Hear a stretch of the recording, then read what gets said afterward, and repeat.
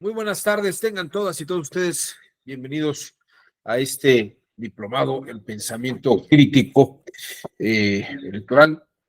Mi nombre es Juan Abelardo Hernández, con un poco de alergia, pero aquí estamos. Me acompaña en el soporte técnico la maestra Mónica Guerrero y hoy vamos a hablar sobre interculturalidad y pensamiento crítico. Interculturalidad y pensamiento crítico. Ciertamente, para hablar de la interculturalidad hay que entender el contexto en el que se da la idea de las distintas formas de cultura. Durante una época se pensó que solamente la cultura occidental era aquella que tenía validez y que había generado toda esta civilización en la que estamos viviendo, esta civilización contemporánea en la que estamos viviendo. Sin embargo, con el paso del tiempo, en la medida que se fue dando una revalorización de los grupos que habían estado en una posición marginada históricamente, por ejemplo, se empieza a hablar de África, se empieza a hablar de Asia, de China, de Japón. Se decía, bueno, es que hablan de Sócrates, de Platón y de Euclides, pero ¿por qué no hablan de algún filósofo chino o de algún filósofo africano? Hay filosofía en África también, hay visiones de reflexión. Y miren, puede ser que haya cosas parecidas a la filosofía, pero no se da la filosofía propiamente, y hay cosas parecidas a ciencias, pero no son ciencia propiamente con el criterio de Occidente. Son otras formas de conocimiento que se dan pero se dan porque los contextos socioculturales son distintos. Para poder entender esto, vamos a hacer una exploración del pensamiento crítico, vamos a hacer una exploración del pensamiento crítico a partir del lenguaje. Vamos a abordar tres grupos humanos o tres civilizaciones o tres versiones de civilización a partir de su lenguaje. Vamos a hablar del chino, vamos a hablar del semítico y vamos a hablar de nuestra propia visión occidental. Nuestra propia visión occidental. Para poder abordar estos temas, voy a mostrarles primero esta postura, esta teoría. Ustedes, aquí está. Esta es una teoría de bueno, no es que sea una teoría a partir de donde parto para esta forma de conocimiento. Lo que les quiero mostrar es que hay un autor que nos va a ayudar a entender estas posturas que vamos a ver el día de hoy, que es René Sassot. René Sassot sostiene que todos tenemos el mismo ADN, toda la raza humana tiene el mismo tipo de ADN, tenemos el mismo nivel nuclear o cromosómico.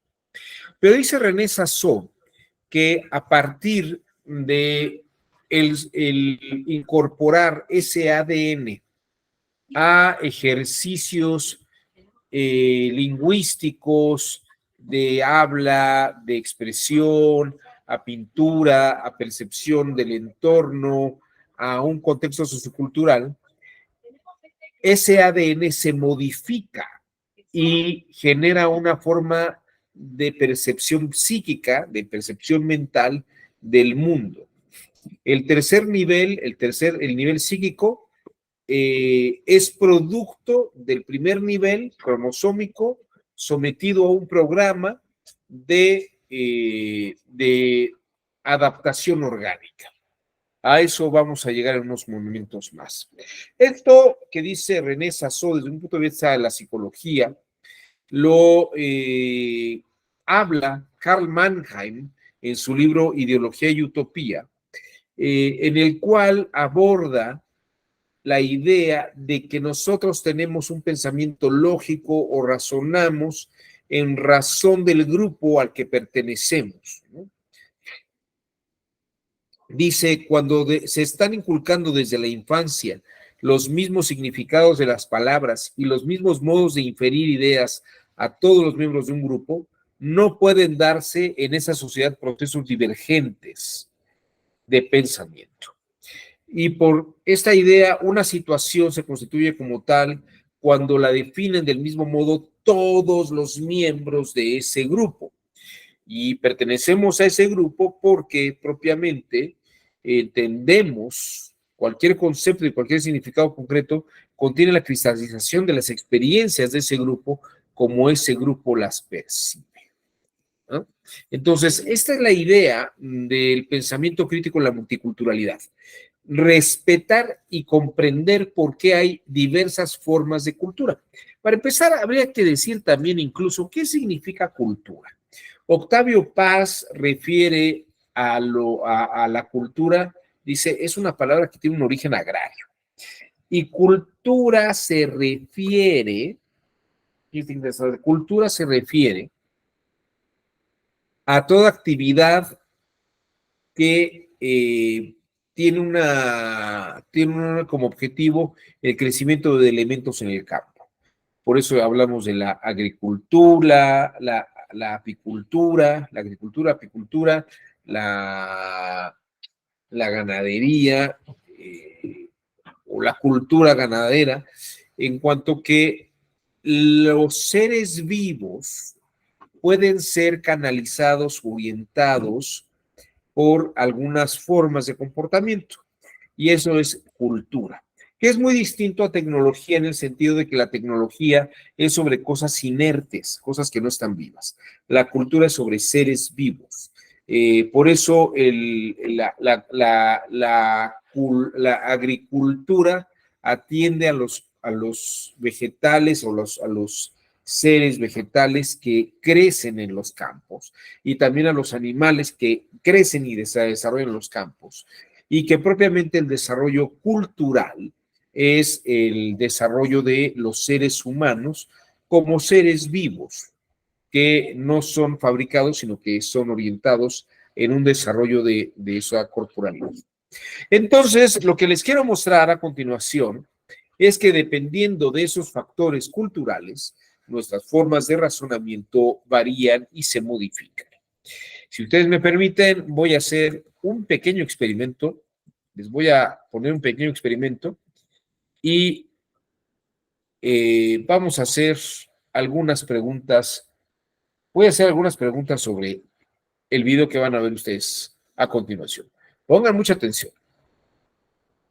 Están a punto de ver lo que parece un sencillo truco, pero que tiene un nivel de ilusión mucho más profundo. Bienvenidos al truco de la carta que cambia de color, para el que usaremos un mazo de cartas azules y negras.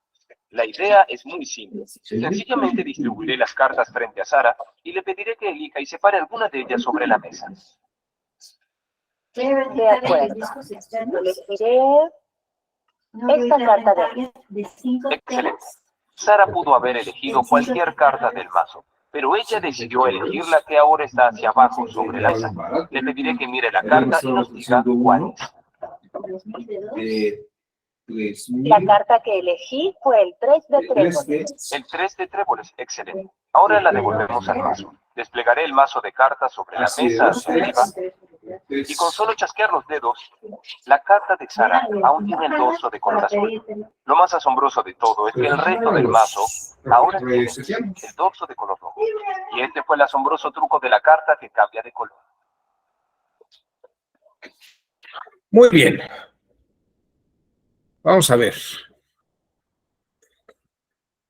Nayeli, ¿de qué color era la playera del cuate? Anaranjada. Anaranjada. No, ¿Qué no sucia estoy ahí? segura. La playera de la muchacha. No, no Verde. estoy segura. Verde oscuro. Verde oscuro. Ok. ¿El mantel de la mesa? Azul. Azul. Ángel Gerardo dice que rojo. El mantel. ¿Y el telón de atrás, Ángel? ¿O María del Refugio?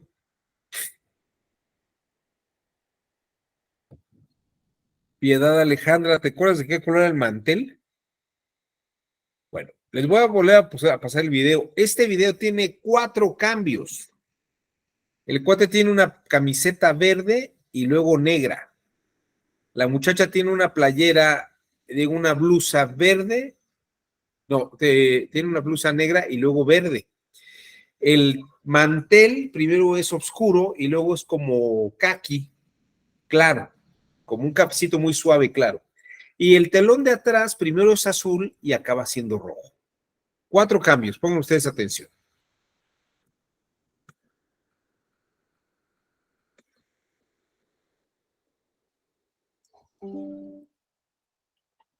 Están a punto de ver lo que parece un sencillo truco, pero que tiene un nivel de ilusión mucho más profundo. Bienvenidos al truco de la carta que cambia de color, para el que usaremos un mazo de cartas azules y negras. La idea es muy simple. Sencillamente distribuiré las cartas frente a Sara y le pediré que elija y separe alguna de ellas sobre la mesa. De acuerdo. Elegiré esta carta de aquí. Excelente. Sara pudo haber elegido cualquier carta del mazo, pero ella decidió elegir la que ahora está hacia abajo sobre la mesa. Le pediré que mire la carta y nos diga cuál es. La carta que elegí fue el 3 de tréboles. El 3 de tréboles, excelente. Ahora la devolvemos al mazo. Desplegaré el mazo de cartas sobre la mesa hacia arriba y con solo chasquear los dedos, la carta de Sara aún tiene el dorso de color azul. Lo más asombroso de todo es que el resto del mazo ahora tiene el dorso de color rojo. Y ese fue el asombroso truco de la carta que cambia de color. Bueno, ¿sí vieron los cambios? Sí. Bueno, ahora ustedes se van a preguntar por qué pasa esto. Si yo le hubiera pasado este video a un japonés, a un chino, a un coreano, él hubiera visto todo lo que le pregunté a ustedes, pero no hubiera visto las cartas. Es un tema de modificación de percepción cultural. Y vamos a entender esto para ver para primero partir de por qué vemos nosotros esto. Nosotros, de hecho, razonamos de esta manera porque tenemos una educación de lectura alfabética.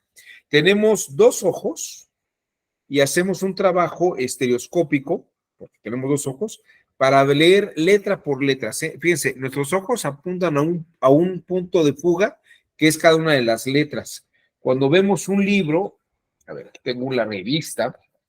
Fíjense, si yo les digo que lean la revista, van a dirigir la mirada al punto de fuga letra por letra. Y esto es un fenómeno normal, pero nuestro cerebro pierde o se adecúa a ver letra por letra y leer luego palabras por palabras, de tal forma que perdemos el contexto. Esto es lo que se llama un escotoma. Les voy a mostrar cómo funciona.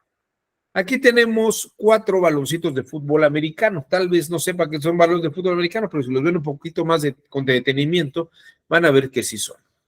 Les voy a pedir que escojan uno de los 4, no importa cuál. Lo que sí les voy a pedir es que lo vean fijamente, que no cambien su mirada, no cambien la mirada, mantengan fijo uno de esos puntos y quiero que me digan qué pasa de reojo con los otros balones. Ahí. ¿Qué pasa de reojo con los otros balones?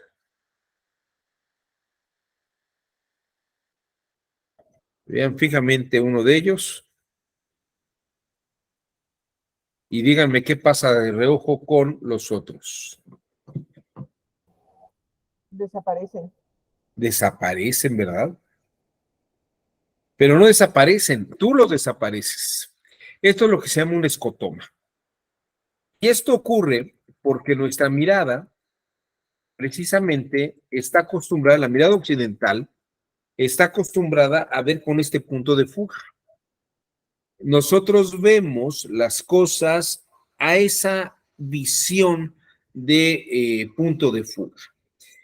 Esto es un fenómeno muy interesante porque en el mundo occidental, donde se da el alfabeto o la cultura alfabética, Aristóteles y Platón determinan que el ser humano es alguien que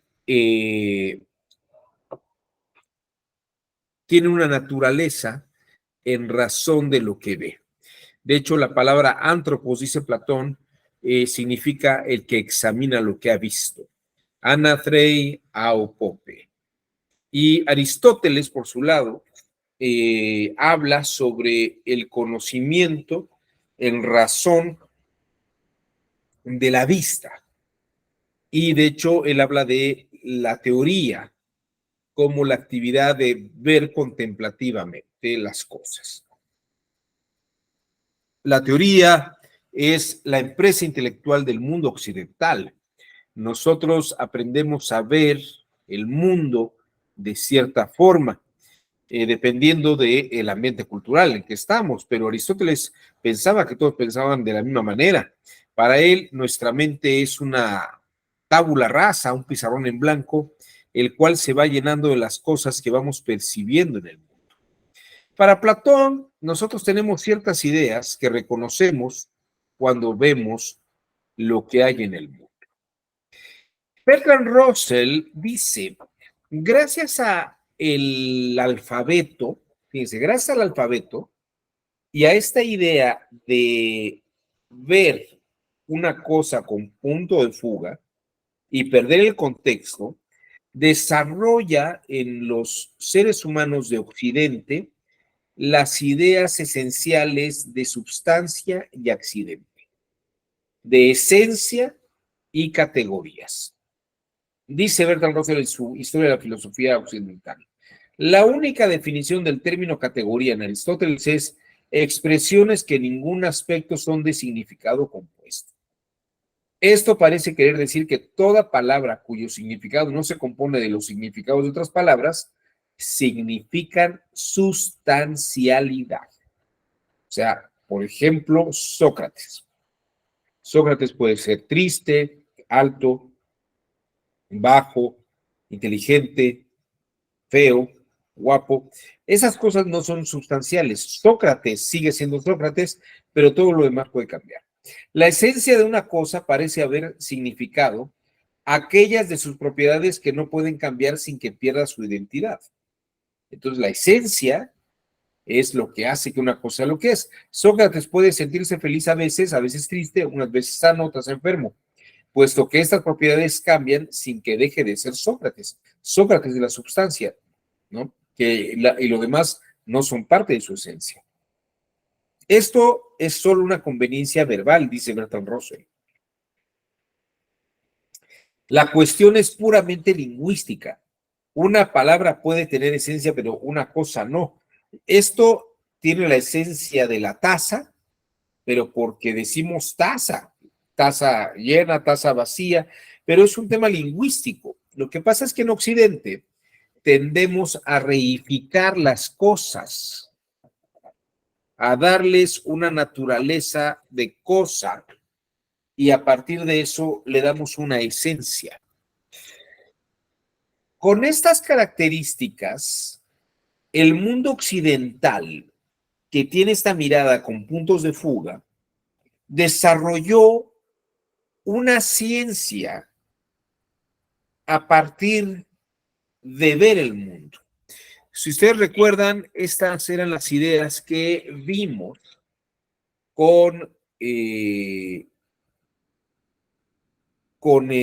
Pato Donald. ¿Se acuerdan que hablamos de Pitágoras y esa forma de percibir el mundo? Esa era una forma de observar el mundo. Y la ciencia de la percepción de sustancias y esencias es diferente. Vean ustedes.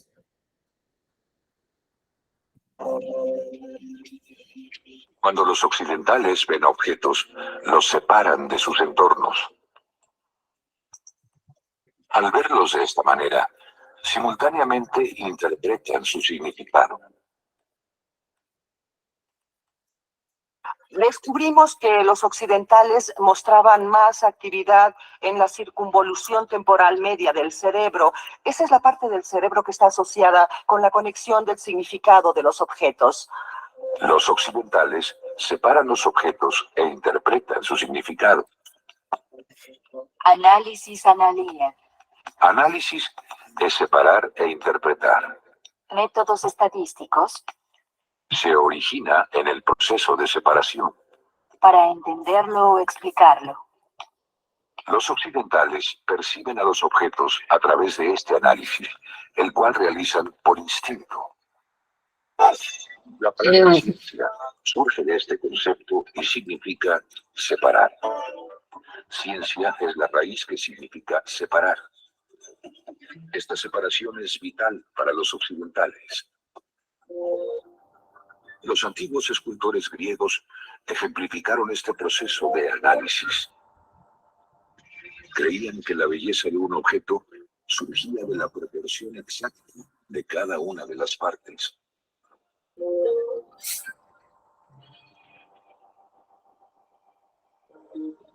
Y le llamaron proporción áurea.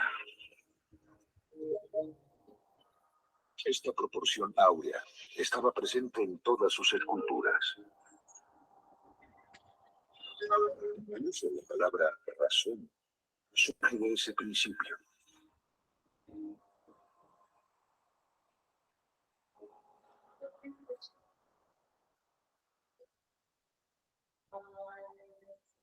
La imagen de un globo flotando en el aire provoca diferentes respuestas entre orientales y occidentales. Así que hay un globo que está flotando y de repente acelera por sí solo y se eleva. Luego le preguntamos a la gente por qué creía que el globo aceleraba por sí solo. Los alumnos occidentales decían, tal vez perdió aire, así que es cuestión del objeto. Los orientales decían, tal vez fue el viento. No les enseñábamos nada, solo el globo, pero tenían una respuesta diferente. Los occidentales creían que las propiedades del objeto lo controlaban. Mientras que los orientales imaginaban que factores externos causaban tal comportamiento. Amable. Cuando una persona es amable, los occidentales piensan que se debe a su amabilidad.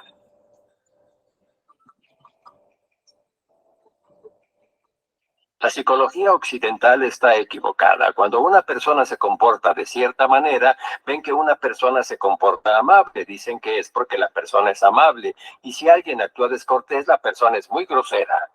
Tienden a ignorar el contexto y se consigue ver que los occidentales cometen muchas equivocaciones porque asumen algo erróneo, que la persona tiene esa disposición o cierta personalidad que corresponde a ese comportamiento.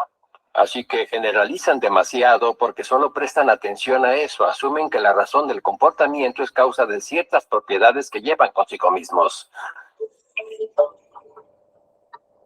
Para los orientales, sin embargo, el comportamiento de una persona puede ser determinado por el comportamiento de otros.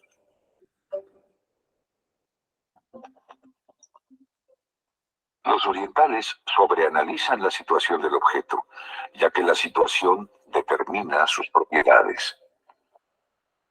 Bueno, esto es muy importante. Fíjense cómo para el occidental, para nosotros, las cosas tienen su esencia y, por ejemplo, la esencia de una persona es ser amable o ser grosera o ser dulce o ser angustiada, ¿no? Pero para el oriental cambia el parámetro. Para el oriental, el ser amable, el ser enojón, el ser gentil, no está en la persona. Algunas teorías aristotélicas hablan del carácter de una persona y hablan de ciertos modos de ser de las personas, ¿no? Lo que llaman los humores de la persona. Pero esa idea está equivocada hoy en día, dicen algunos psicólogos. No es que la persona sea buena o mala en su esencia. O por lo menos aquí habría que discutir si ustedes creen que una persona puede ser buena o mala en su esencia, si una persona siempre es inteligente por su esencia o es tonta por esencia, es distraída en su esencia o es por el momento en el que está ocurriendo las cosas. Para el asiático, las cosas son distintas. Y aquí entramos en nuestra segunda forma de percibir otra cultura, que es la cultura asiática. El chino, el japonés, el coreano no tienen alfabeto, tienen ideogramas. Y el ideograma funciona de una manera muy diferente a cómo funcionan. Ellos, ¿dónde está mi cursor? Ahí es. Ya lo perdí. Acá está. El oriental ve de una manera muy distinta a como ve el occidental.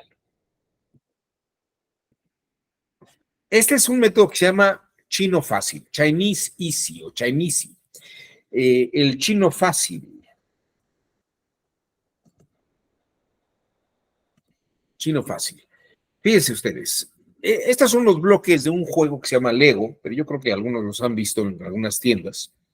El Lego tiene bloques, o son piezas de 4, 5 unidades, 1, 3, ¿no? Y fíjense, por ejemplo, a la izquierda tenemos un cubo de Lego. Y eso podemos decir que es un cubo. Si yo pongo un cubo arriba del otro cubo, no digo cubo, cubo. Ya estoy diciendo columna, ¿no? La figura en medio es una columna, aunque está compuesta de dos cubos, pero ya no digo cubo, cubo, sino columna. Y luego a la derecha tengo una pared, no digo columna, columna, cubo, ni digo cubo, cubo, cubo, cubo, cubo, ¿no? Sino más bien digo pared o una frase completa. En el chino ocurre esta idea de precisamente percibir las cosas como en una integridad, en una completud. Para el chino, el signo de persona, es este que ven ustedes a la izquierda, se dice ren, y es persona. Si ponemos dos rens juntos, no decimos ren, decimos seguir, es kong, dos signos de igualitos como esta Y al revés, es kong. Y si juntamos dos ren, o sea, un kong, arriba, y arriba de ellos ponemos un ren, pues en realidad no decimos ren kong, decimos song, que es multitud. Aquí no decimos, el símbolo que ven ustedes a la izquierda es grande, el de en medio significa mujer, o mujer, y el de la derecha es persona, ¿no? Esto no se lee como grande, mujer, persona. O si lo leíamos de derecha a izquierda, persona, mujer, grande, ¿no? Decimos más bien que es una mujer madura, ¿no? Es una mujer madura. O aquí tenemos el símbolo de montaña a la derecha, luego tenemos fuego y luego tenemos descansar. No decimos la montaña de fuego que descansa, ¿no? Decimos el volcán dormido.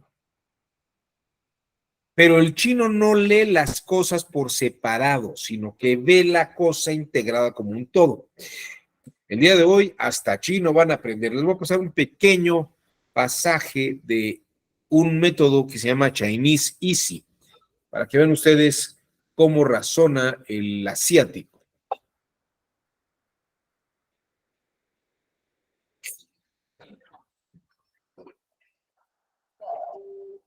This means person. It's not very easy to remember, is it? But try now. See, it's a picture. It's much more memorable. Here it is on a poster. You say Superman. In Chinese, they say super person. Madman, mad person. Remember person? The character for big is like a person stretching their arms wide, saying it was this big. And of course, the big person is an adult. Or take tree. Here it is. 2 means woods. 3 means forest. Or woman. 2 together, it means argument. 3 of them, it means adultery.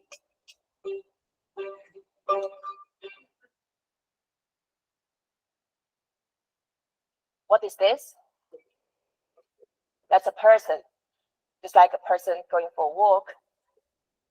The character for fire looks like a person, but with two arms on each side, as if she was yelling frankly, "Help, I'm on fire." The shape is actually originally from the shape of a flame, but whatever works for you, allow you to memorize this character. This is a mouth. How about this? You remember this in the film? That's a tree.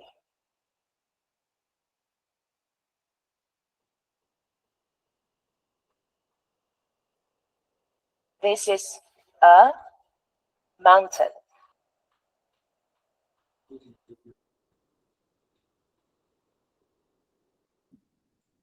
The sun.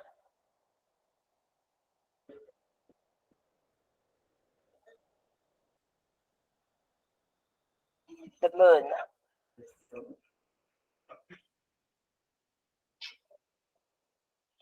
The symbol for door looks like a pair of saloon door in the Wild West.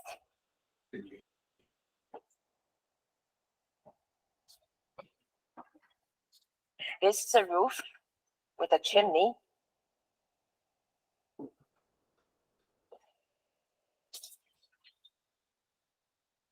This is a king. Next one, I would like you to tell me what that is.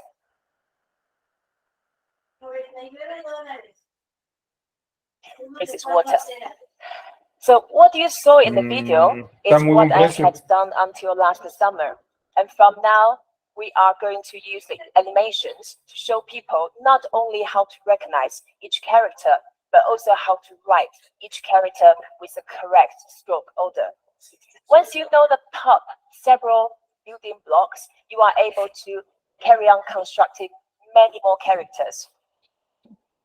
You remember person? If someone walks behind, that means to follow. As old saying goes, 2 is a company, 3 is a crowd. If a person stretches the arms wide, remember what that is? That means big. This person is trapped inside the mouth, just like Jonah inside the whale. That means prisoner. 2 trees together, we have the woods. 3 together, we have the forest. Put the mouth on the top of the tree, that means idiot. It's easy to remember since a talking tree is very idiotic.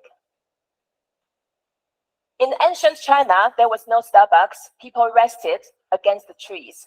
So a squashed person leaning against the tree, that means to rest. 2 fires together, I get really hot. 3 of them together, that's a lot of flames. Set the fire underneath the 2 trees, that means burning. Sun was the source of the light in the ancient China. 2 suns together, that becomes very bright. If you have 3 of them, then you've got a lot of sparkles in your eyes. The sun is coming up above the horizon, sunrise. The sun and the moon shining together, that means tomorrow, after a day or a night. Put a plank inside the doorbolt. Put a mouse inside the door, asking questions. Knock, knock, is anyone home? This person is sneaking out of the door, escaping, evading. This is a character of a woman. You remember we saw some women earlier. Actually, this character represents very sad history of ancient China. The sole function for women at that time was to serve domestic service for her men, as well as producing more boys. So the symbol originally was from a woman kneeling on the floor to her men, but in Chinese, our Chinese women are elegant and independent. 2 women together, you found it amusing. It means argument. Again, that shows that in ancient China, there was a gender inequality. Under the roof with 3 generations, inevitably, women, they came out with argument. 3 women together, why it means adultery? That's probably from men's perspective. This woman is underneath the roof. That means peace. In China, in ancient China, the man would have peace of mind when he had a woman, because she can do his work and also she can produce more babies. A female king is a queen. The fire and mountain together, that means volcano. The mouth of the volcano is a crater. The resting volcano is a dormant volcano. The water coming out from the mouth is a saliva. The door to stop water is a dam. That also means water gate. That's exactly the same character or same phrases as the Watergate scandal. There are two animations here. The one on the right means a pig. The one on the left is a cow. When a pig is underneath the roof, that means home, because in ancient China, people raised pigs at home. So where the pigs are is your home. The one on the left, where the cow is the prison, because cow used to be the labor in ancient China, where the cows at underneath the roof at night. That's where the prison is.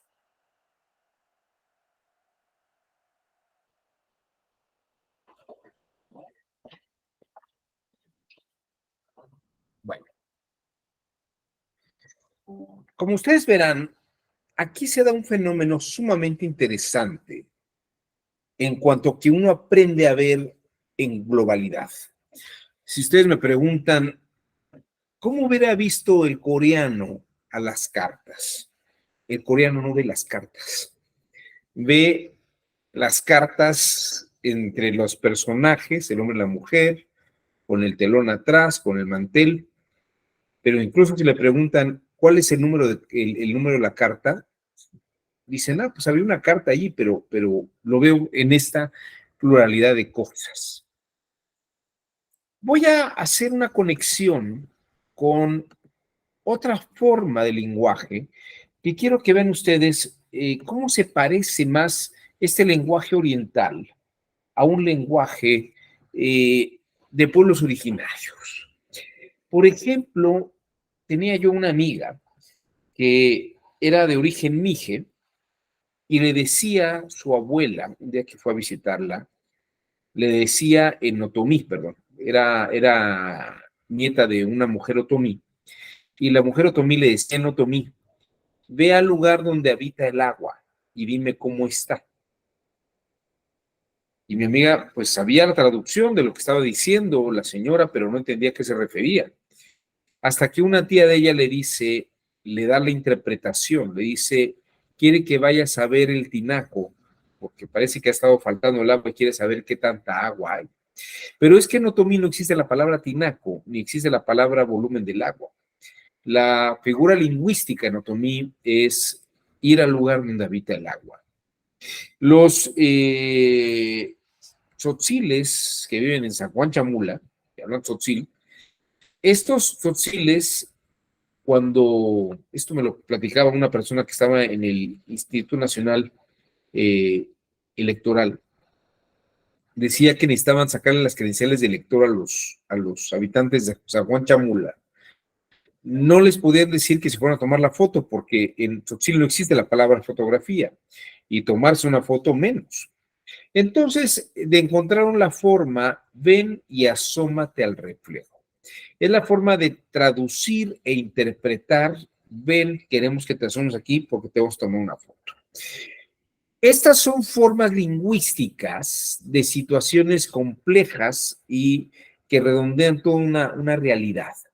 Quiero que vean ustedes aquí la pintura japonesa, en la que no hay puntos de fuga, no existe una esencia de una cosa que se pueda ver fuera del contexto del paisaje. Claro, ustedes pueden decirme, es que ahí hay unas aves, ¿no? Ahí hay un ave que tiene pecho rojo y un plumaje entre verde y rojo y hay otra ave por ahí, pero en realidad parece que los integrantes de esto están inmersos en la realidad en la que están integrados.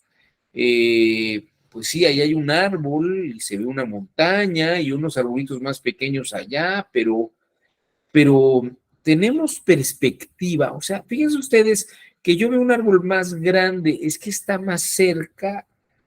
Incluso parecería que no hay una proporción de distancia clara, ¿no? En la que sí veo arbolitos chiquitos, pero tal vez la proporción, la montaña la veo demasiado cerca a comparación de lo que es, y por ejemplo, aquí abajo hay otro pequeño montículo que parecería que está más pequeño y tal vez debería estar más lejos, ¿no? Pero la casa que está aquí abajo, no sabemos si está más cerca porque está detrás de la montaña que está más lejos, ¿no? Aquí no hay una claridad de las cosas. Ven ustedes, esto es pintura china. No hay una distinción de perspectiva. Esto es pintura coreana. Vean ustedes, tenemos como dos planos, ¿no? En el que ocurren varias cosas, pero no hay algo que quede exactamente y que sea preciso en toda la escenografía. Vemos una historia acá arriba de una persona que está llegando al pueblo. Aquí tenemos otra historia en la que estas personas están viendo esta pelea. Estos dos están aquí hablando, estos de acá están como empezando otro pleito y aquí hay otra persona observando esto. En la parte de acá arriba hay otras personas. Acá hay otras personas que están viendo esto de acá y estos de acá están acá. Abajo y aquí abajo a la derecha hay otro grupo. Esto es muy distinto a la pintura occidental que tiene perspectiva y proporción. Aquí sabemos lo que está más cerca y lo que está más lejos porque hay una proporción de distancia más euclidiana, más al modo de Pitágoras, ¿no? Cosa que el oriental no tiene. No tiene esa visión pitagórica de la realidad del oriental. Pero nosotros aquí la podemos percibir porque vemos que hay unas distancias y proporciones donde las distancias son 2:1 en razón de lo que está más cerca o lo que está más lejos. Aquí tenemos una pintura de Johannes Vermeer, dos pinturas de Johannes Vermeer, donde pueden ver una cantidad de detalles extraordinarios, ¿no? Hasta la aguja que tiene la costurera, o aquí el personaje, ven ustedes cómo la luz entra por estos cristales, cómo hay más luz en la hoja de papel, pero cómo pega en este mantel, ¿no? Y cómo acá abajo en el piso hay más luz, pero en esta parte hay menos luz que nos llega. Cosa que no ocurre con la pintura oriental. Al observar pinturas de la sociedad oriental, se puede notar que las hicieron desde un punto de vista externo, la cual es una técnica totalmente diferente en comparación a la perspectiva occidental. Con su perspectiva, tienes que usar el punto de vista del observador y una vez que lo encuentras, no te puedes mover. Realmente tienes que experimentar que estás parado frente a las imágenes. Con base a esa suposición, ellos dibujan de manera tridimensional como en las imágenes de perspectiva occidental, mientras que en las pinturas orientales, por lo general, pareciera que el pintor voló por los aires tratando de capturar toda la información visual.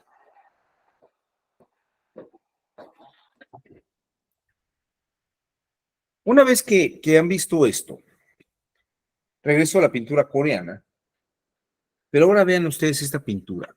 Esto es pintura de Guerrero, de las comunidades de Guerrero sobre papel amate.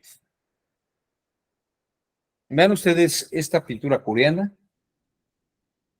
y díganme si no tiene algún tipo de parecido en cuanto a la visión de las cosas. Aquí tenemos un burro y una persona caminando, unos patos o unos cisnes, mucho más. Ven ustedes que son casi del mismo tamaño que este niño o esta mujer de acá. Aquí esta historia rompiendo la piñata. Aquí tenemos incluso a los voladores de Papantla, ¿no? Aquí no hay perspectiva, no hay puntos de fuga. Y esta idea de la pintura de este tipo, pues Diego Rivera la percibió muy bien. La percibió muy bien Diego Rivera.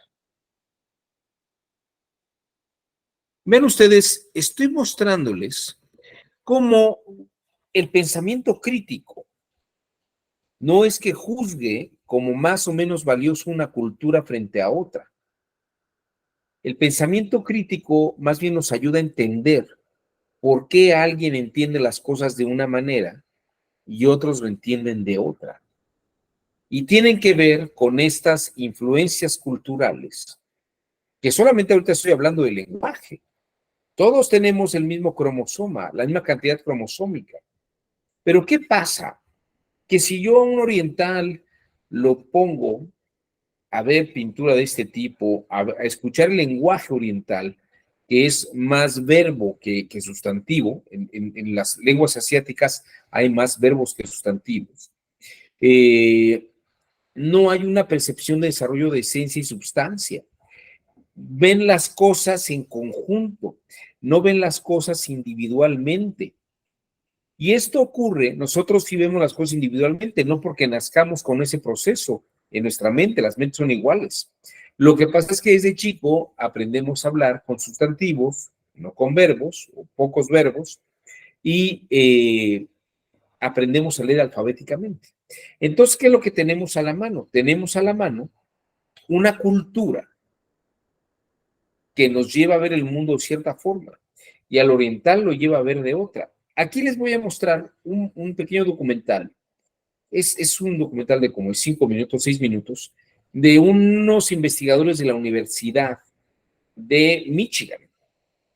Quiero que vean ustedes cómo los psicólogos han detectado que una persona que ha visto alfabéticamente o que ha aprendido alfabéticamente con el paso del tiempo llega a atrofiar la visión de análisis de todo, se da el escotoma del contexto. Y el oriental, como aprende a ver de golpe, atrofia una parte de percepción analítica de una cosa en concreto. Por eso la filosofía oriental o el pensamiento místico oriental o de reflexión oriental habla sobre el todo integrado, ¿no? Mientras que Platón y Aristóteles hablan de la substancia y el accidente, las esencias de las cosas, Grecia habla de esa forma de percepción del mundo, de la naturaleza de las cosas.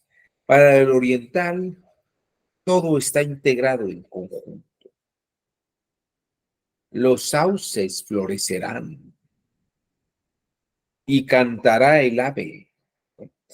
Las cosas están en una colectividad, en una visión conjunta. Pero ustedes, este siguiente apartado, creo que es de las cosas más bonitas que tengo yo en el material de clase. A mí siempre me asombra cada vez que veo este video. Es una gran, gran lección. Y ahorita lo comentamos. Oriente y Occidente. Sustantivos contra verbos. Se realizan diferentes operaciones cerebrales cuando orientales y occidentales ven objetos en una imagen. Básicamente, en la parte trasera del cráneo hay zonas del cerebro asociadas principalmente con la percepción. Así que cuando vemos una imagen, interpretamos todas las formas, figuras y curvas. Y lo que notamos es que el cerebro oriental percibe la imagen como un todo. Y la zona del cerebro que fija su atención a objetos individuales no logra activarse. Pero los occidentales, cuando ven la misma imagen, su cerebro se concentra en las individualidades y la parte del cerebro que analiza la individualidad se activa aún más.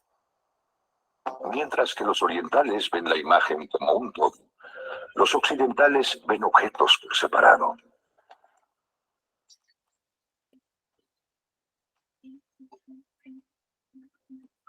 Se estudió el movimiento de ojos de occidentales y orientales mientras veían a un tigre en la jungla.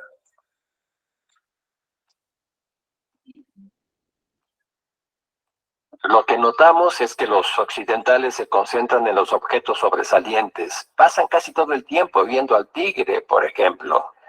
Y Los asiáticos prestan más atención al fondo y alternan su atención entre el objeto central y el panorama. Ven el fondo y ven al tigre. Así que mueven más los ojos.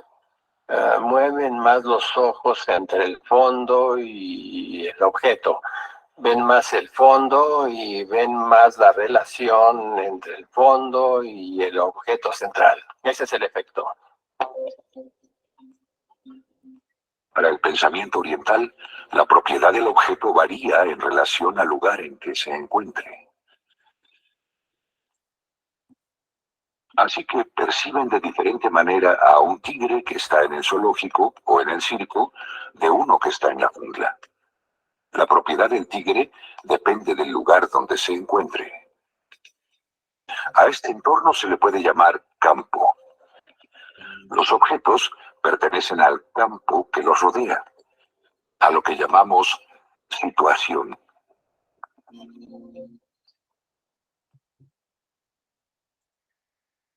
Aquí está una persona alegre. La gente a su alrededor también se ve alegre.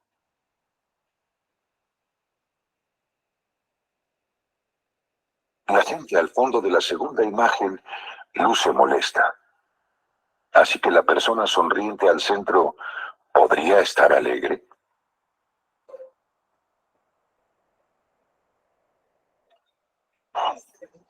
¿Esta persona se ve alegre? Claro, sí. ¿Qué tal esta persona? Sí, también. Diría que está alegre. Está feliz. Pienso que alegre. Sí, está feliz. ¿Ahora qué piensas de esto? ¿Cuál? ¿Es diferente? No lo sé. Está feliz, se ve contento. Está feliz. ¿Qué me dice de este? Él se ve igual, alegre también, sí. ¿Está alegre? Creo que sí. ¿Qué me dices de él? Está muy feliz. Los occidentales en general tienden a fijarse solo en el centro de la escena, que es el personaje central. Claro, es una prueba, se puede enfocar en el centro y es correcto adivinar los gestos faciales de la figura central. Y luego, aunque el fondo haya cambiado con un fondo de enojo o un fondo triste o un fondo alegre, no les importa mucho eso, lo que significa que realizan una evaluación, desde luego, con base al mismo tipo de expresiones faciales. ¿Esta persona se ve alegre? Sí. ¿Y esta otra persona? No, ella no. Ya que la gente que la rodea no está alegre. Se ve alegre. ¿La persona en el centro luce alegre? No, ella no, ¿Por qué? porque el resto está enojado. Eso creo. Está contento.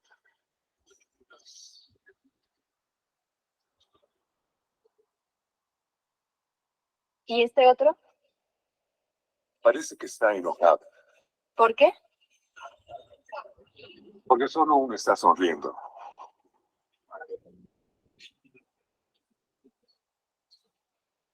Estoy sonriendo, aunque en ese entorno no se ve alegre. Quizá esté influenciado por el resto. El grupo ejerce influencia, creo yo. Los orientales están influenciados por las alteraciones faciales de los demás, lo que significa que si les presentas un ambiente alegre, la persona alegre en el centro lucirá más alegre que cuando les presentas un ambiente triste o un ambiente neutral. Esto es un cilindro de madera. Lo llamaremos Dax. Entre un cubo de madera y un cilindro de plástico azul. ¿A cuál se le podría llamar Dax?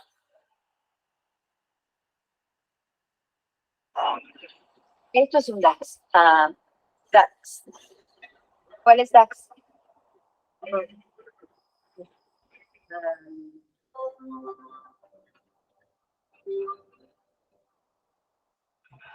Este es el DAX. Porque son redondos. Yo diría que este, ¿Por qué? porque es la misma figura. No importa el color. ¿Cuál es DAX? El azul. Misma forma. ¿Cuál de estos es el DAX? Aquel. ¿Por qué? Porque ese es curvo y tiene dos círculos en los lados. Y estos se parecen en forma, pero son de diferente color. Lo escogí por eso.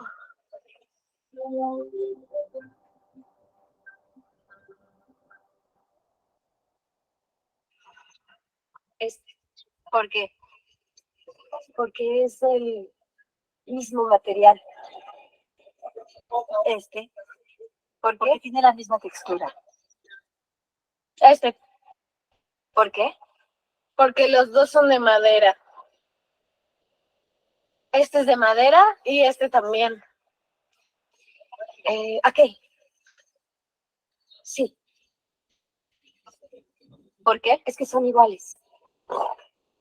Es decir, del mismo material.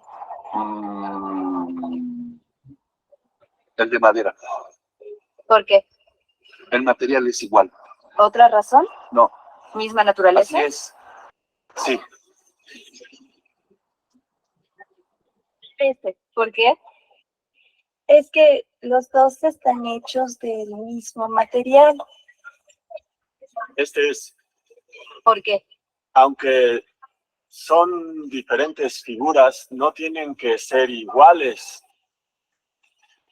Eso es lo que creo.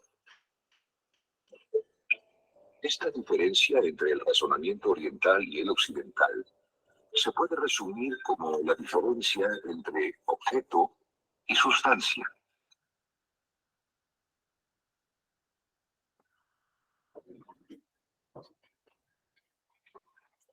Bueno, fíjense cómo ya con este video, que a mí me parece sensacional, distinguimos propiamente lo que es el... Déjenme bajar esto. Ahí está. Distinguimos claramente la sustancia de los accidentes, pero también que el oriental ve todo de golpe. Finalmente, ya para no pasarles tantos videos y que se me cansen, bueno, que es una forma de verlo culturalmente, quiero que vean ustedes esta parte del estudio de Michigan, de la Universidad de Michigan, donde muestran que los orientales usan más verbos y los occidentales sustantivos. Y ya dejaremos esta parte de los orientales. Creo que en 1980, un grupo de lingüistas de Harvard notó que su lengua está llena de sustantivos. Lo denominaron como influencia de sustantivos, y algunas personas notaron que los niños de esas sociedades, en su lenguaje cotidiano también, era necesario que utilizaran todos esos sustantivos. Nisbet nos da un claro ejemplo.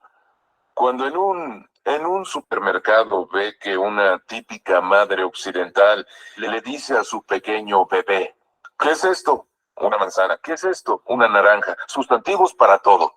Lo que es interesante es que Tylon Terty, una lingüista de Michigan, viajó a China y notó la forma como las madres le hablaban a sus hijos.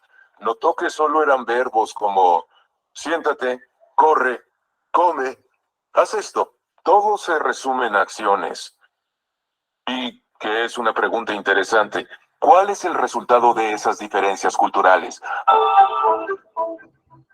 ¿Por qué los idiomas occidentales se enfocan en el sustantivo y los idiomas orientales se enfocan en el verbo? Tomemos por ejemplo a una persona bebiendo té. Al preguntarle si desea más té, hay una clara diferencia en las palabras que se emplean. Los occidentales preguntan, ¿más té?, haciendo énfasis en el sustantivo té. Sin embargo, en Oriente dirían beber más, enfatizando la palabra beber. La palabra beber expresa la acción entre la persona y el té. Los orientales se concentran en las interacciones entre individuos u objetos, así que usan más verbos. Los occidentales ven a la persona y al té por separado. Por eso utilizan el sustantivo té en la pregunta. Así, los occidentales utilizan sustantivos para expresar individualidad y los orientales usan verbos para expresar interacciones. En otras palabras, en el occidente perciben al mundo con sustantivos y en el oriente lo perciben con verbos. Bueno.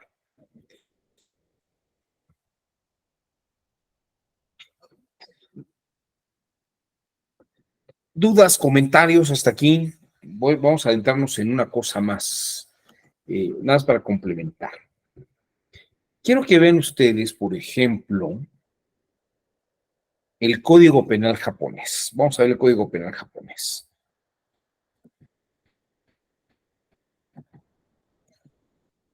Vean ustedes qué dice, por ejemplo, este es el artículo 126. Será castigado quien dañe vía férrea o las señales de vía en caso de trenes o tranvías o dañando un faro provoque el vuelco o la destrucción de un tren o tranvía causando la muerte de personas. Tengan ustedes, en México o en América Latina o en el mundo occidental, si alguien golpea un letrero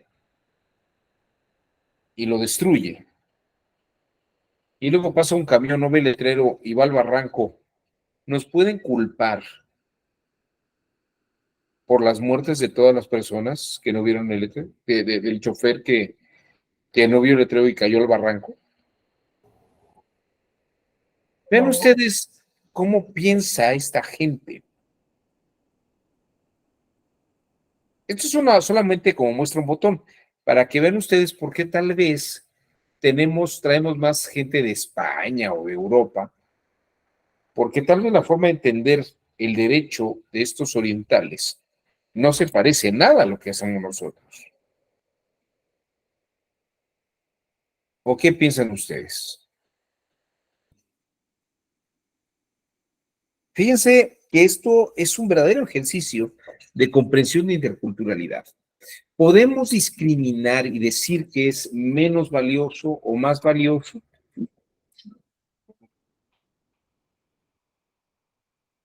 Está en mi bolsita, está en el rack. ¿Sí lo ven?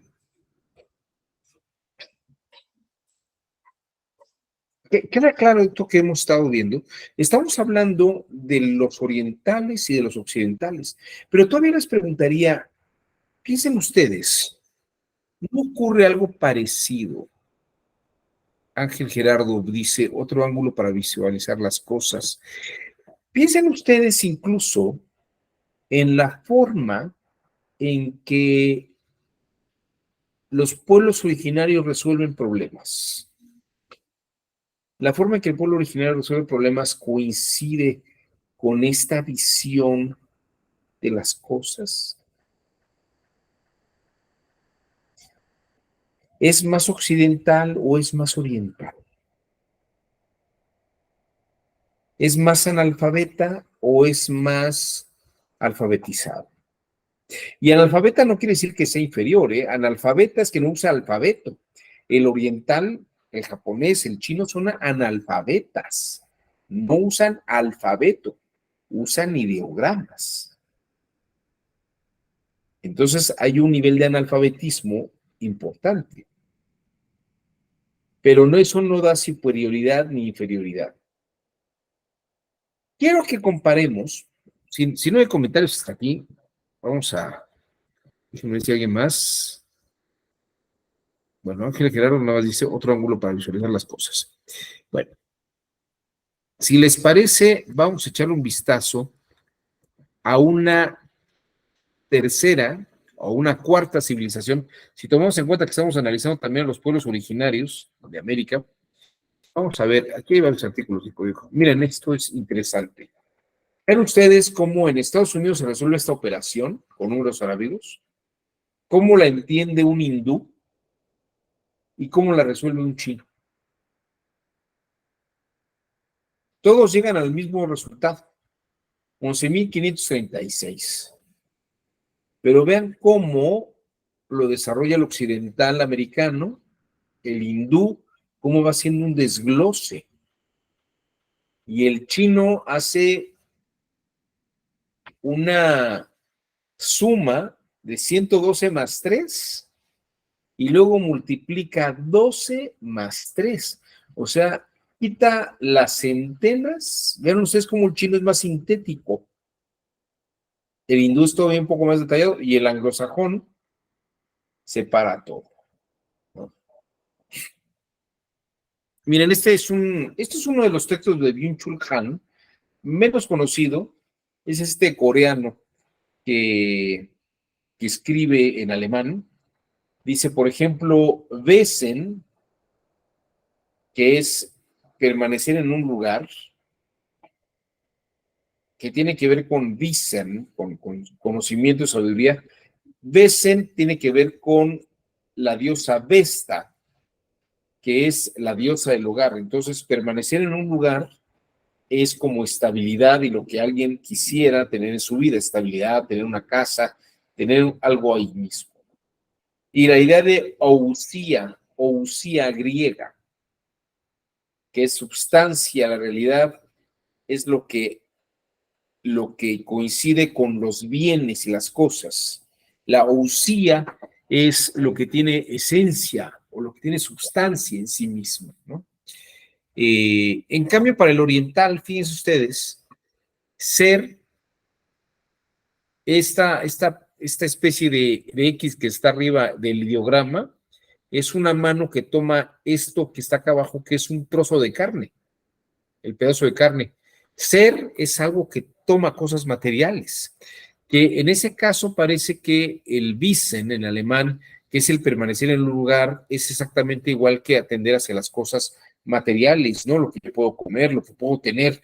El ser está relacionado con esto. Pero mientras que para el alemán, la sabiduría, Wesen o el Wissen, la sabiduría del hombre, tiene que ver con tener conocimientos.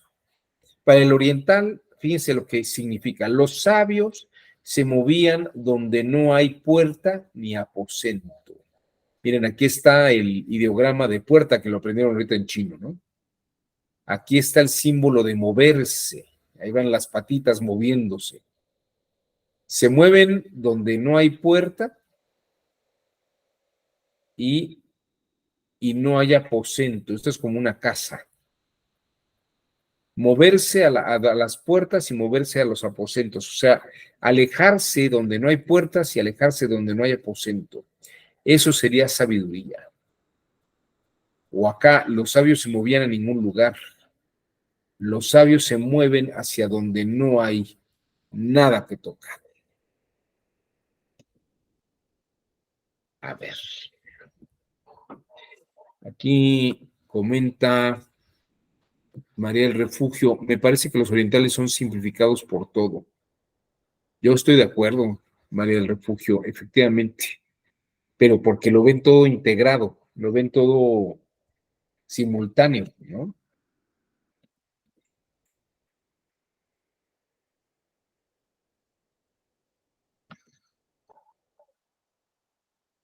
Fíjense, vamos a ver, vamos a escuchar esto para que vean antes de entrar a la tercera, bueno, vamos a ver, a considerar que primero vimos la occidental con el alfabeto, luego vimos a la asiática o la china, la oriental con los ideogramas. Y empezamos a hablar de los pueblos originarios de México con esta idea de la oralidad y con esta visión de la metáfora. Pero quiero que escuchen ustedes a estos purépechas del Estado de México, escuchen ustedes la visión que tienen del mundo. estos purépechas. Déjenme compartir.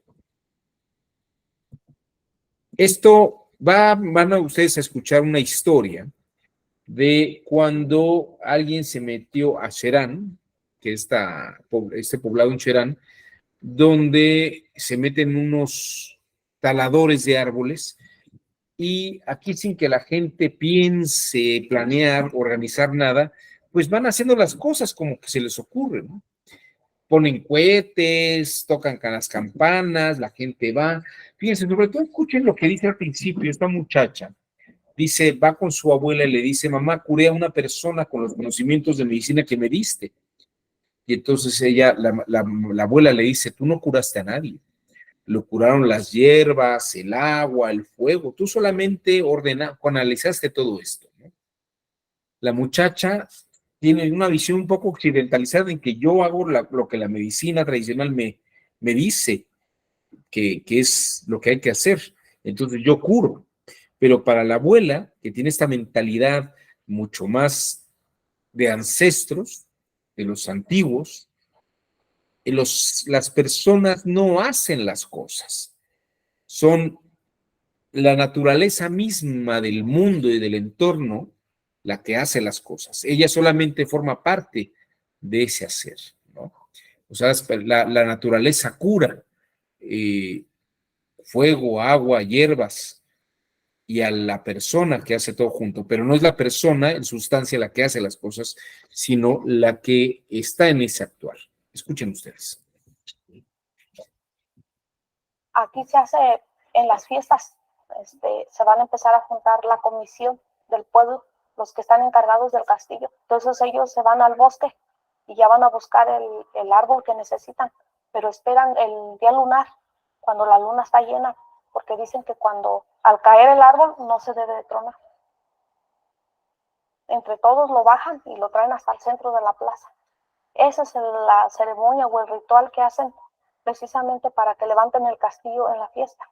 Y tiene todo un significado, porque dicen que si también el palo, que si se para y no se dificulta mucho, es porque la comunidad va a estar tranquila. Pero donde el castillo se truena o se quebra, es porque algo va a pasar en la comunidad.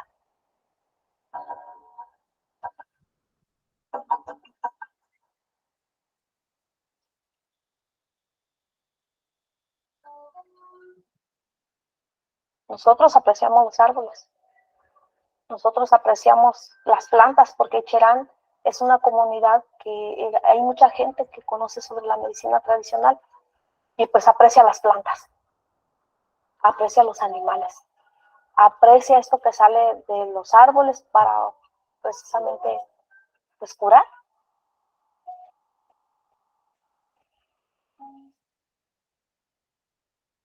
En un momento yo le comento a mi abuelita y le digo, mamá, fíjate que curé a una persona. No eres tú. Tú eres como una herramienta que va a mover las cosas. Te requiere de la planta. Necesitas de alguna arcilla. Necesitas del aire. Necesitas del agua. No lo pensó, pero de un rato para otro se decidió hacer lo que se había dicho. Pero nuestros compañeros a lo mejor pues no sabían ni qué ni cómo. Fue cuando se decidió tocar las campanas y tronar los puertas.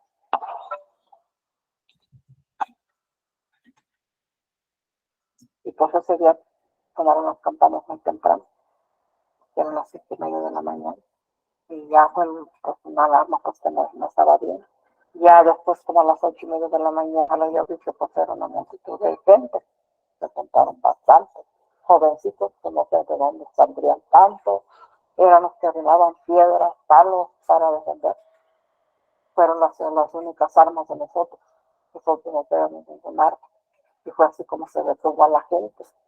Nadie pensaba cómo, ni siquiera se llegó a planear nada. Pues las cosas se dieron, nadie las organizó. Se dieron, el sentir, lo que veíamos, lo que pasaba en nuestra comunidad, eso fue lo que hizo que hubiera esta reacción. Que empezábamos las mujeres se integraron nuestros esposos, pero a final de cuentas quienes andaban adelante después eran puros chavos, muchachos de 18 años a 35 años. Y esto fue como que lo que te hizo ver que tenías ahora sí que ese apoyo y había ese ánimo de los jóvenes también. Entonces dijimos, bueno.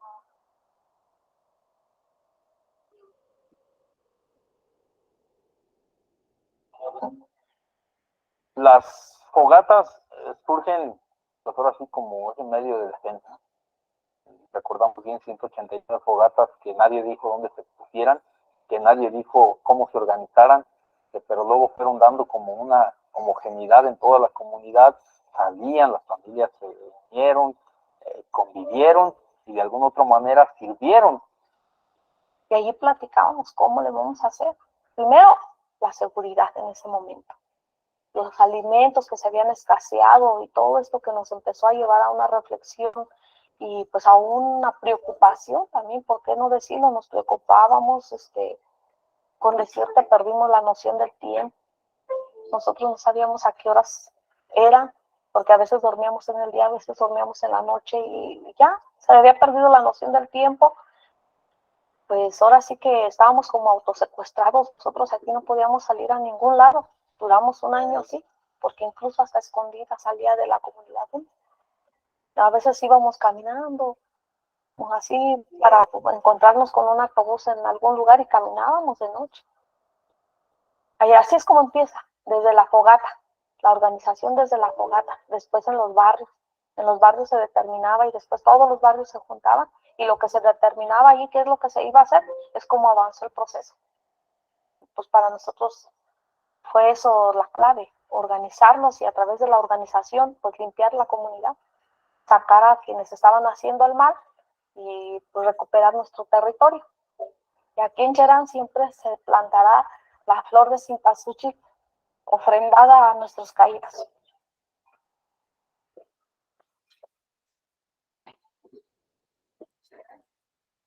Bueno, llevamos 3 visiones. Vamos a ver la cuarta. Quiero mostrarles un estudio más que se hizo quiero mostrarles este estudio que hizo este señor Thorleif Baumann. Es un investigador sobre el lenguaje y el razonamiento de los griegos y el razonamiento de los hebreos. Thorleif Baumann es un noruego que detecta... Pero, ¿qué pasa? Fíjense ustedes, él dice, mientras que el griego es muy abstracto, razona las cosas como principios generales universales, como esencias. Fíjense, es muy interesante. El chino, todo integrado. El occidental, el griego, el romano, el occidental como nosotros, ve todo alfabéticamente y en substancia, ¿no? Pero con esa idea de la substancia también genera ideas abstractas, ideas como el bien, el mal, la verdad, lo bueno, lo malo, lo justo, lo injusto. En cambio, el hebreo, el semita, lo ve todo de una forma concreta y no lo ve en tiempos exactos, abstractos, sino que lo ve como en una continuidad. El mundo está en una continuidad. Fíjense ustedes, vamos a escuchar a este hombre que se llama Vicente Aya, que es un experto en arameo, para que nos explique cómo funciona el lenguaje arameo frente al griego. Pero, ¿qué pasa?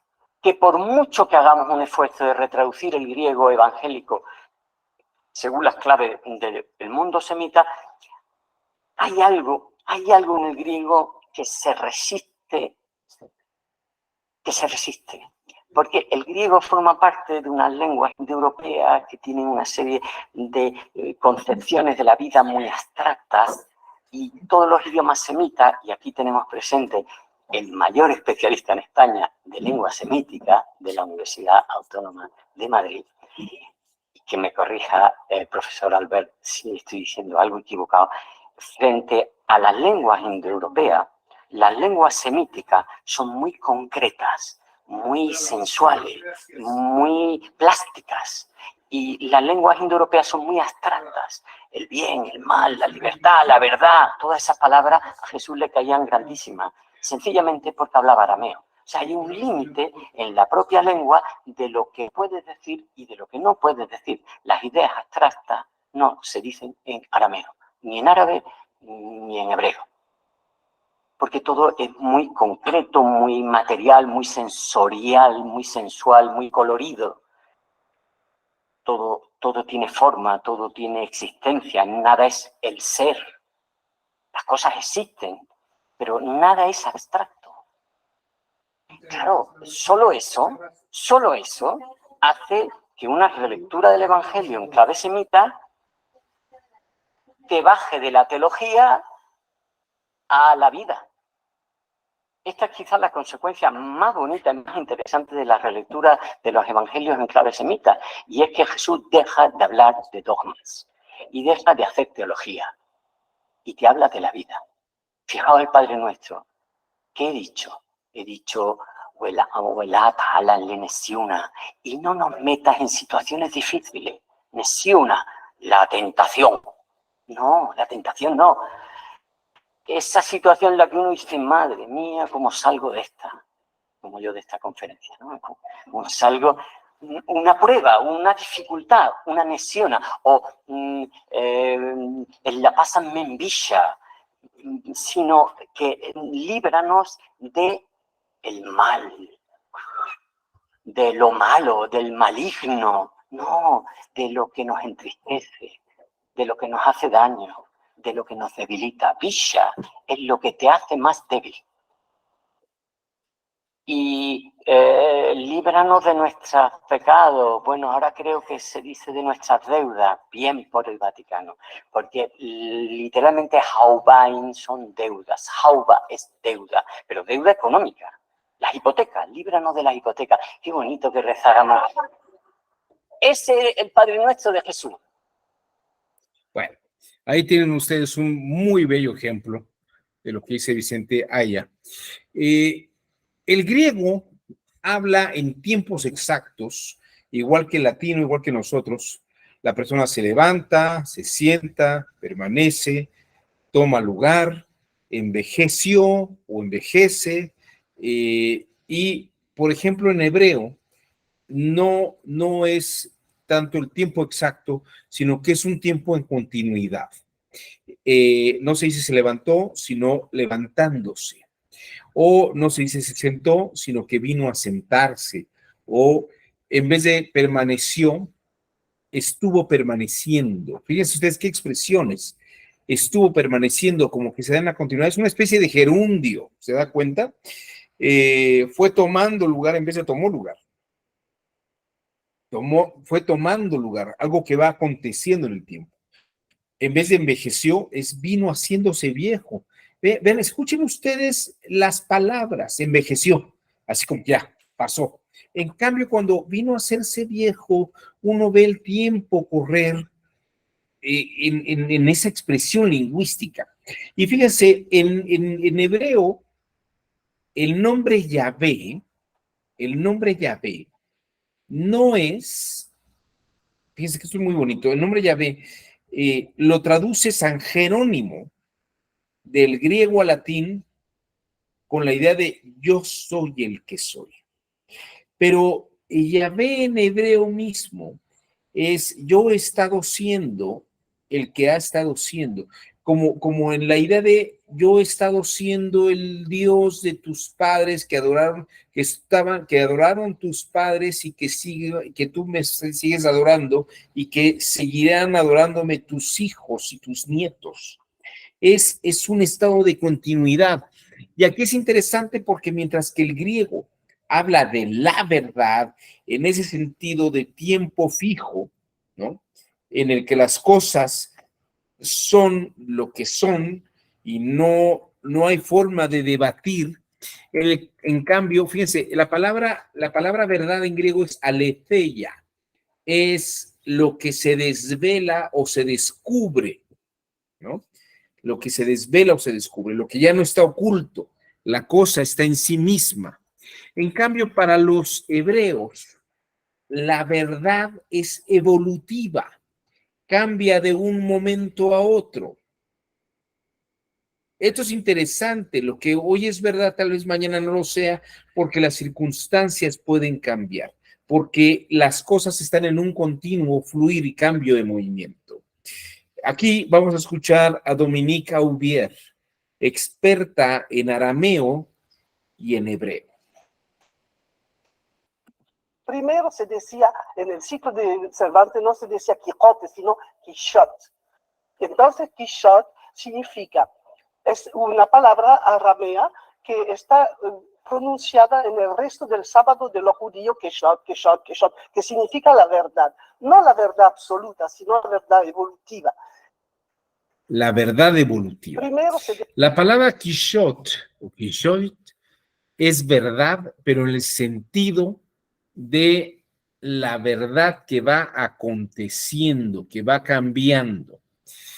Por ejemplo, cuando decimos amén, terminamos de rezar y decimos amén, este amén es como el verdad de emet, que significa verdad, pero amén es como decir que así sea, que esto que acabo de rezar sea efectivamente lo que hay que decir, ¿no?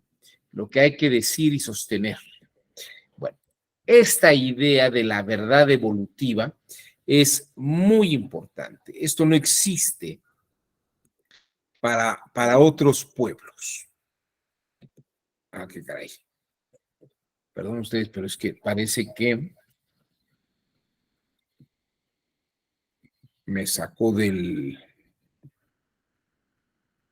la cámara me sacó ahorita del espacio.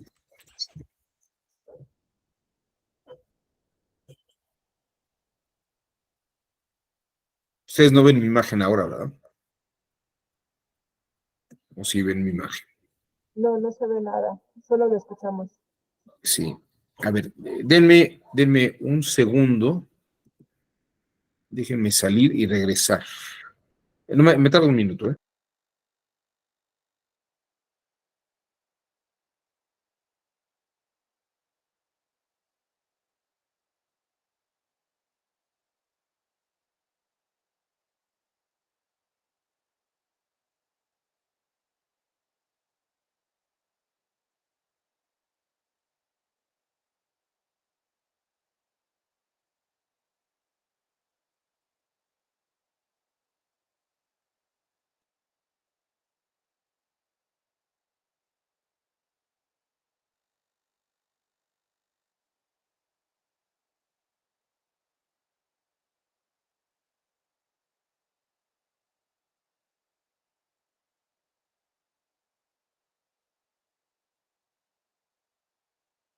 No, tu cámara. Sí, no me ven, ¿verdad? Pero bueno, sí me escuchan.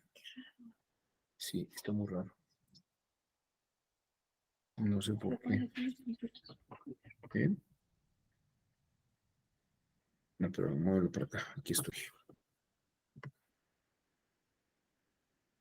¿Será que tengo que actualizarlo? No, mira, no. Como que salió.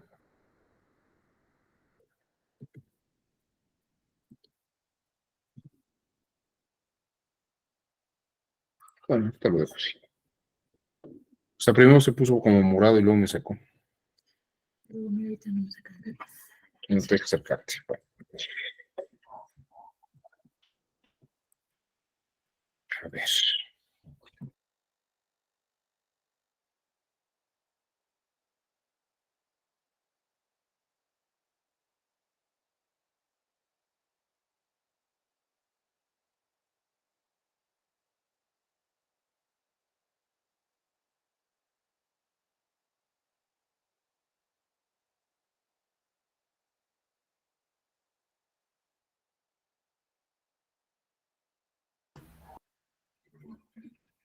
No, ya no me deja entrar. Bueno. Pues es que no sé por qué no me está dejando que me vean y me visualicen. No, ya me salí, volví a entrar.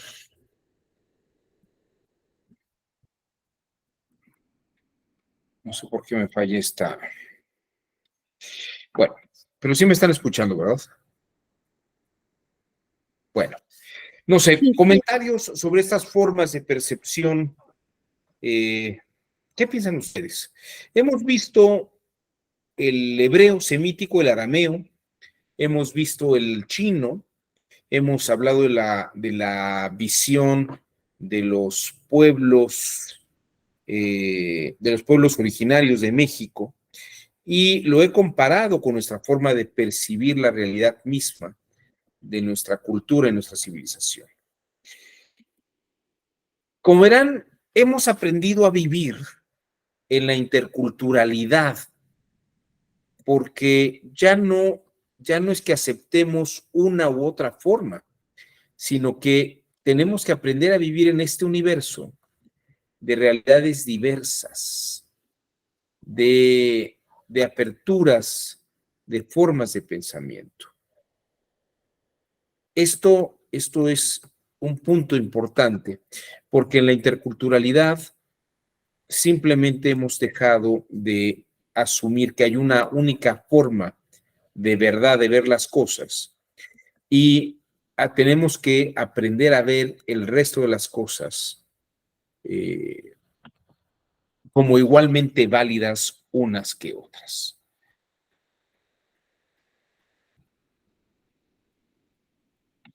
¿Opiniones sobre esto? A ver, les escucho. A ver, aquí tengo a María del Refugio. Adelante, María del Refugio, te escuchamos. Gracias, doctor. Buenas noches a todos. A mí se me vino ahorita a la mente, aquí en el Estado de México recientemente hubo elecciones y como que lo ubiqué en esa parte. Aquí, bueno, yo vivo aquí en la ciudad de Toluca y está compuesta por 3 distritos. Y curiosamente esos 3 distritos, pues están divididos porque las personas votaron, las que están hacia el norte por Morena, y lo que es hacia el sur, centro-sur, se votó por la, ahí se me fue ahorita, la coalición. Entonces, la forma de pensar de la gente es diferente, ¿no?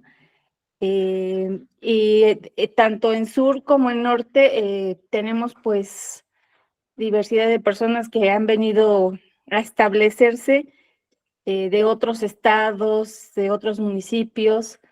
Entonces ahí se ve la forma de pensar, viéndolo desde el ámbito de la política, como que la gente ve a los políticos y por qué votan por ellos, ¿no? Eso es lo que ahorita se me vino a la mente. Gracias. Pero fíjate, aunque son comunidades, fíjate que es muy interesante lo que acabas de señalar. No todas las comunidades piensan exactamente igual, ¿no? Hay quien votó por Morena y hay quien votó por el PRI, ¿no?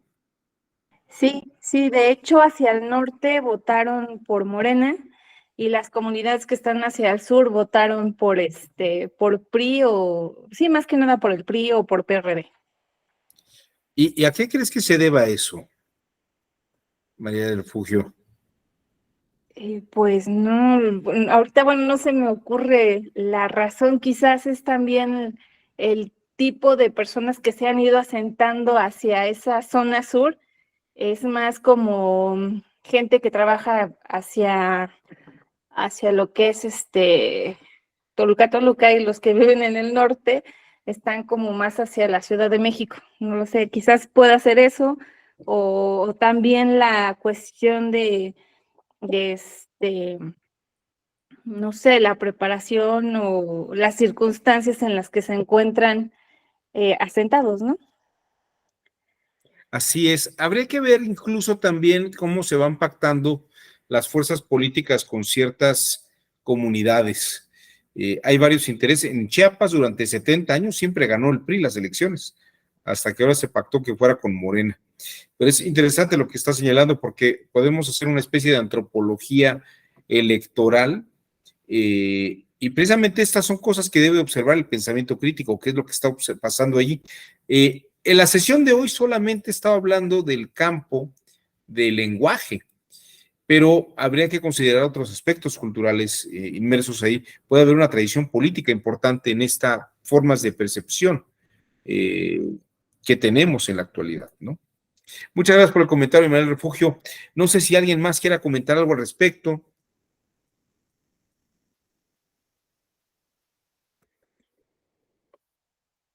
¿No? ¿Nadie? Bueno, pues les agradezco a todas y a todos. Yo no sé si eso habla muy mal de la clase o de plano estuvo terrible. Bueno, les agradezco a todas y a todos sus comentarios. Espero que haya sido de su interés esta En el sesión. caso del Sí, doctor, interesante, ya que mencioné ver en el diferente ángulo las cosas, ¿no? Sí, claro. Ahorita como mencionaba, como en un lugar los resultados o la tendencia de votación es diferente en los lugares, y ahorita las diferentes formas de pensamiento, las diferentes formas de analizar, comprender, de decir las palabras, te pone a reflexionar de que sí es cierto, cada persona es un mundo y tiene muchos contextos que te hacen pensar, analizar, criticar, hacer una visión crítica de cuáles son las circunstancias cuáles son sus orígenes, cuáles, pues no todos piensan de la misma manera, vaya, ¿no? Y pues es interesante, ¿no? Es interesante y comprender como que los orígenes o la dinámica de pensamiento, la dinámica de los diferentes partes del mundo, pues obviamente pone a pensar que también en México pues hay diferentes formas del pensamiento, ¿no? Como tal, y comprenderlas creo que es muy interesante. Muchas gracias, Ángel. Bueno, aquí ya levantó la mano Nayeli y luego Dante Augusto. Adelante, Nayeli, te escuchamos. Bueno, la clase de hoy realmente estuvo interesante, o sea, entender que en el mundo existen diversas visiones y esas visiones derivan de la cultura, derivan de la forma en que se comunican, de la forma en que entienden de algún modo la vida. Y para el caso específicamente de México, pues tenemos que también hay dos visiones. O sea, sí prevalece la visión occidental, pero pues tenemos una cosmovisión de todas estas culturas indígenas donde es diferente a la occidental, donde vemos que posiblemente se relaciona con la visión oriental, la visión que tienen inclusive, otras culturas, ¿no? Entonces, el análisis de la forma en que pueden entender el contexto, pues es bastante interesante porque no es la misma, o sea, una misma situación puede ser entendida de múltiples formas, incluyendo el análisis de los factores, incluyendo el análisis del objeto en sí mismo, y pues bueno, derivado de todo esto, pues se puede hacer un excelente análisis. Eso. Muchísimas gracias, Nayeli. Muy interesante tu comentario. Bueno, ya para irnos aquí tenemos a Dante. Adelante, Dante. Les pido mil disculpas porque no sé por qué mi cámara no me deja conectarme. Buenas noches, doctor, compañeros. ¿Sí me escuchan? Perfectamente. Bueno, a mí me pareció, la verdad es que todas sus clases me parecen muy interesantes y muchas veces me dejan tantas reflexiones que digo, si participo, a lo mejor rompo la dinámica de pensamiento de la clase, pero la verdad es que es muy interesante, o sea, yo a veces tengo tantos pensamientos que prefiero no expresarlos. Sí, bueno, ahorita, por ejemplo, recordaba, bueno, no es secreto de la clase que me confesé como presbiteriano.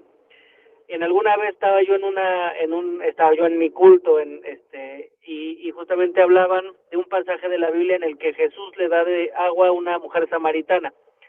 Históricamente, los samaritanos, que son parte del pueblo judío, pues tenían pugna con otra parte del pueblo judío. Y justamente se le oyó el pasaje y en ese momento el pastor nos dijo, ¿qué piensan? ¿No? O sea, y justamente parte de la reflexión era él hizo un análisis de la perspectiva de cada uno de los actores de ese pasaje, ¿no? Obviamente, pues lo que nos dijo es generalmente, al menos hablando de la religión, nos centramos mucho en que el actor principal es Dios o es Cristo, ¿no? Sí. Pero ¿cómo es la percepción de todos los personajes, ¿no? Entonces hablábamos, bueno, en ese momento yo ya era abogado y sí, yo sí pues capté un poco más la idea y le dije, no, pues la perspectiva de los samaritanos, diciendo, pues este cuate es judío y me odia porque me da agua, o la gente que iba pasando, que estaba juzgando, ¿cuál es el mensaje que va impactando, ¿no? O sea, y justo lo que ahorita hablaba o mencionaba usted sobre el lenguaje. Al final de cuentas, el lenguaje aplicado, o lo que estoy entendiendo es aplicado, pues sí, aplicado al pensamiento crítico, pues es una herramienta fundamental para poder ejercer, pensaría yo, el pensamiento crítico, ¿no? O ahora sí, no sé, digo, tengo, como le decía desde el principio, tengo muchas ideas que me llegan, o cómo por ejemplo, los políticos o los líderes utilizan el lenguaje o las narrativas para manipular historias, para manipular gente, para manipular bandos. Simplemente digo, lo vemos, digo, no juzgo, pero lo vemos ahorita en el gobierno actual, que genera una narrativa de buenos y malos, ricos y pobres. Y eso obviamente o sea, no es lo mismo cómo lo entiende la clase, digamos, la clase alta, a cómo lo entiende la clase baja, ¿no? Porque ese mismo mensaje tiene un contexto para la clase baja de víctima, ¿no? Y a la clase alta la están en cierta manera de victimario, cuando no necesariamente es así. Digo, ya estoy otra vez redundando, pero digo, sí me pareció muy interesante la reflexión de cómo el lenguaje tiene tantas connotaciones, inclusive viniendo del mismo interlocutor. Muchas gracias por mi comentario, Dante. Pues bueno, pues muchas gracias a todas y a todos por las participaciones. Se acabó el tiempo y pues me quedé sin cámara por ahora, voy a ver qué es lo que está pasando. Les agradezco a todos y a todos su generoso tiempo y nos vemos en la siguiente sesión. Aquí en María del Refugio, el lenguaje influye en con quién se puede identificar el pueblo. Interesante reflexión también. Bueno, pues continuaremos en las siguientes sesiones. Les deseo muy buena noche y gracias por estar esta noche conmigo. Hasta luego. Buenas noches. Gracias, buenas noches.